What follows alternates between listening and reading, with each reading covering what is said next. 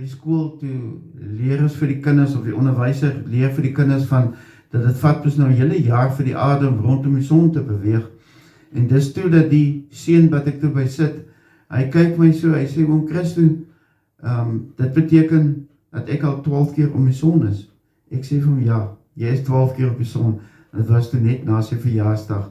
En dit was my so mooi geweest, hy het my so mooi aangekyk. Sê, oom Christo, dit was nou die naam wat hulle my op skool noem, daar ken hulle nou nie eintlik wat doppies nie. En hy sê, so 12 keer om die son al. Ek sê vir hom, ja. Nou ja, ek weet nie hoeveel keer jy al om die son is nie.